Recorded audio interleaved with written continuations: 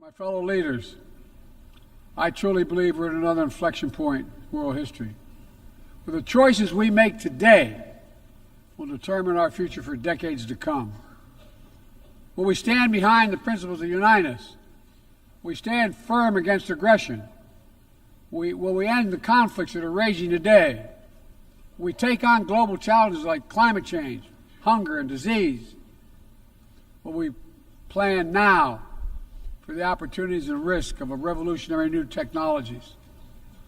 I want to talk today about each of these decisions and the actions, in my view, we must take. To start, each of us in this body has made a commitment to the principles of the UN Charter to stand up against aggression. When Russia invaded Ukraine, we could have stood by and merely protested. But Vice President Harris and I understood that that was an assault on everything this institution is supposed to stand for. And so, my direction, America stepped into the breach, providing massive security and economic and humanitarian assistance. Our NATO allies and partners in 50-plus nations stood up as well. But most importantly, the Ukrainian people stood up. I asked the people of this chamber to stand up for them. The good news is Putin's war has failed and at his core aim.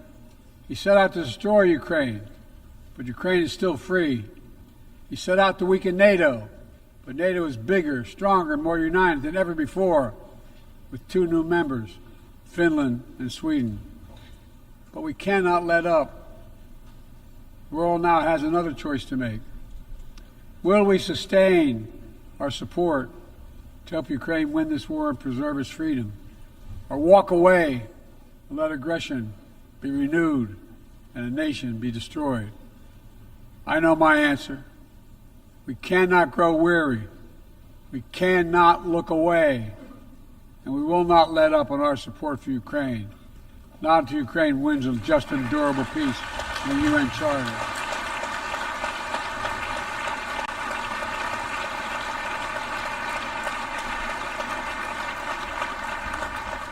We also need to uphold our principles as we seek to responsibly manage the competition with China so it does not veer into conflict. We stand ready to cooperate on urgent challenges for the good of our people and the people everywhere. We recently resumed cooperation with China to stop the flow of deadly synthetic narcotics. I appreciate the collaboration. It matters. On matters of conviction, the United States is unabashed, pushing back against unfair economic competition, against military coercion of other nations in the South China Sea, in maintaining peace and stability across the Taiwan Straits, in protecting our most advanced technologies so they cannot be used against us or any of our partners. At the same time, we're going to continue to strengthen our network of alliances and partnerships across the Indo-Pacific. These partnerships are not against any nation. They're building blocks for a free, open, secure, and peaceful Indo-Pacific. We're also working to bring greater measure of peace and stability to the Middle East. The world must not flinch from the horrors of October 7th. Any country would have the right and responsibility to ensure that such an attack can never happen again. Thousands of armed Hamas terrorists invaded a sovereign state, slaughtering and massacring more than 1,200 people, including 46 Americans, in their homes and at a music festival. Despicable acts of sexual violence, taken hostage. I've met with the families of those hostages. I've grieved with them. Innocent civilians in Gaza are also going through hell. Thousands. Too many families dislocated, crowding into tents. They did not ask for this war that Hamas started. I put forward with this deal. It's been endorsed by the UN Security Council. Now is the time for the parties to finalize its terms, bring the hostages home, and secure ease the suffering in Gaza, and end this war. On October 7th,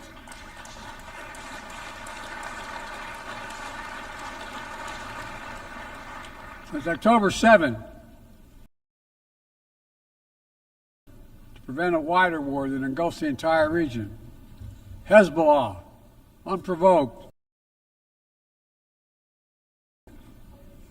rockets into Israel.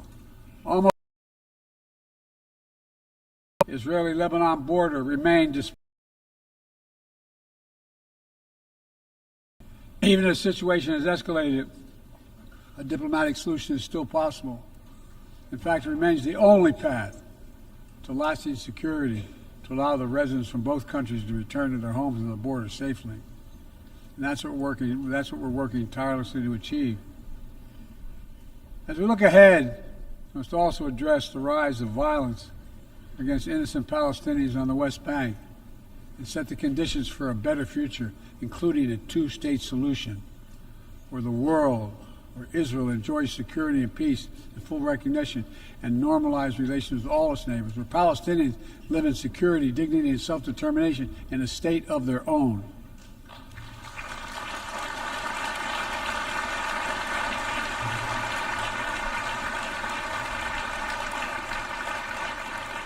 Progress toward peace will put us in a stronger position to deal with the ongoing threat posed by Iran.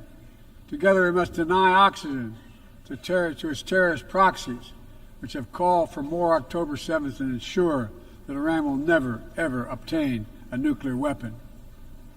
Gaza is not the only conflict that deserves our outrage. In Sudan, a bloody civil war unleashed one of the world's worst humanitarian crises. 8 million on the brink of famine. Hundreds of thousands already there. Atrocities in Darfur and elsewhere. The United States has led the world in providing humanitarian aid to Sudan. And with our partners, we've led diplomatic talks to try to silence the guns and avert a wider famine. The world needs to stop arming the generals, to speak with one voice and tell them, stop tearing your country apart, stop blocking aid to the Sudanese people, end this war now.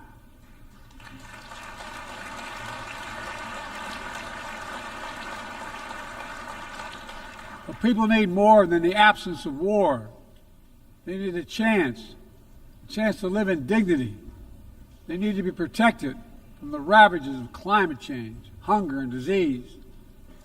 Our administration has invested over $150 billion to make progress and other sustainable development goals. It includes $20 billion for food security, over $50 billion for global health. We've mobilized billions more in private sector investment. We've taken the most ambitious climate action in history. We've moved to rejoin the Paris Agreement on day one. And today, my country is finally on track to cut emissions in half by 2030. On track to honor my pledge to quadruple climate financing to developing nations with $11 billion thus far this year. We've rejoined the World Health Organization, donating nearly 700 million doses of COVID vaccine to 117 countries. We must now move quickly to face Mpox outbreak in Africa. We're prepared to commit $500 million to help African countries prevent and respond to Mpox and to donate 1 million doses of Mpox vaccine now.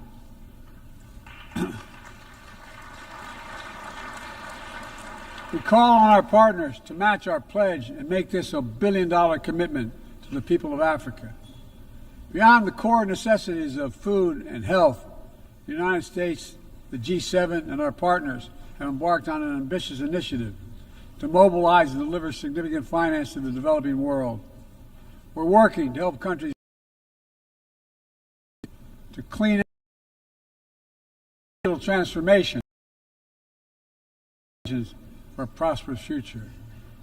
It's called the Partnership for Global Infrastructure and Investment. We've already started to see the fruits of this emerge in Southern Africa and Southeast Asia and in the Americas. We have to keep it going. I want to get things done together In order to do that, we must build a stronger, more effective, and more inclusive United Nations.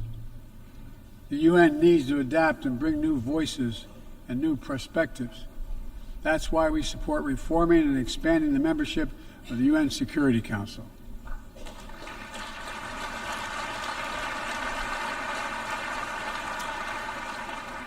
My UN ambassador just laid out our detailed vision to reflect today's world, not yesterday's. It's time to move forward.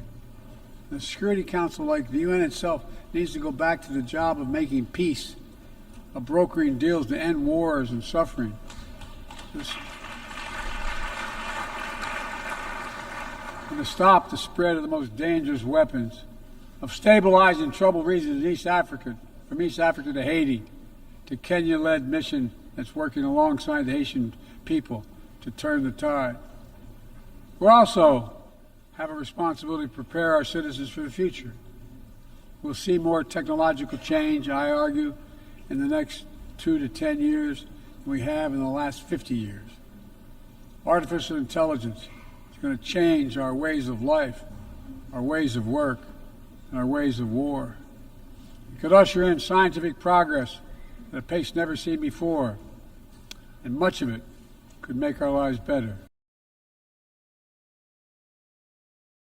Risks, from deep fakes to disinformation, to novel pathogens, to bioweapons. We've worked at home and abroad to define the new norms and standards. This year, we achieved the first ever General Assembly resolution on AI to start developing global rules of the road. We also announced a declaration on the responsible use of AI, joined by 60 countries in this chamber. But let's be honest, this is just the tip of the iceberg, what we need to do to manage this new technology. Nothing is certain about how AI will evolve or how it will be deployed. No one knows all the answers. My fellow leaders, it's with humility I offer 2 questions. First, how do we as an international community govern AI? As countries and companies race to uncertain frontiers, we need an equally urgent effort to ensure AI's safety, security, and trustworthiness. As AI grows more powerful, it also must grow more responsive to our collective needs and values.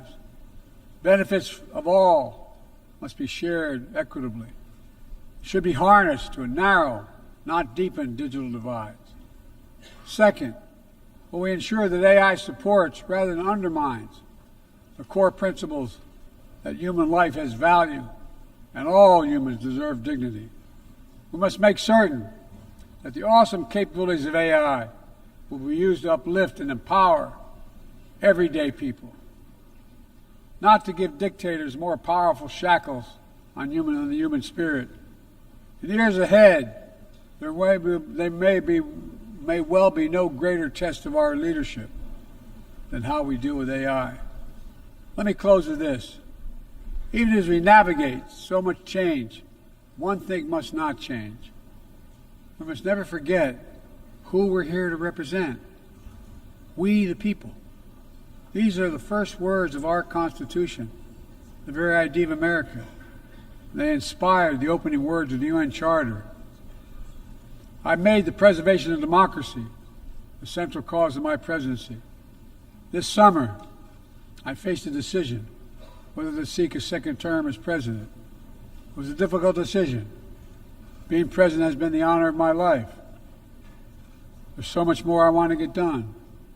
As much as I love the job, I love my country more. I decided after 50 years of public service, it's time for a new generation of leadership to take my nation forward. My fellow leaders, let us never forget, some things are more important than staying in power. It's your people.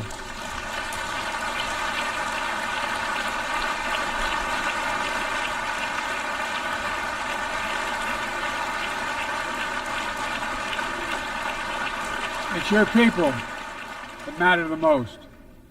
Never forget, we are here to serve the people, not the other way around. because the future will be won by those who unleash the full potential of their people, to breathe free, to think freely, to innovate, to educate, to live and love openly without fear. That's the soul of democracy. It does not belong to any one country. I've seen it all around the world, in the brave men and women who ended apartheid, brought down the Berlin Wall, fight today for freedom and justice and dignity. We saw it, that universal yearning for rights and freedom in Venezuela, where millions cast their vote for change that hadn't been recognized. But it can't be denied. The world knows the truth. We saw it in Uganda, LGBT activists demanding safety and recognition of their common humanity. We see it in citizens across the world peacefully choosing their future. From Ghana to India to South Korea, nations representing 1/4 of humanity who will hold elections this year alone. It's remarkable, the power of we the people, that makes me more optimistic about the future than I've ever been. Since I was first elected to the United States Senate in 1972, every age faces its challenges. I saw it as a young man. I see it today. But we are stronger than we think. We're stronger together than alone. And what the people call impossible is just an illusion.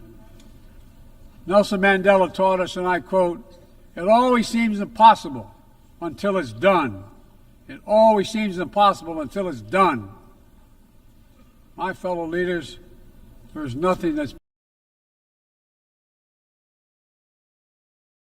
together. God bless you all, and may God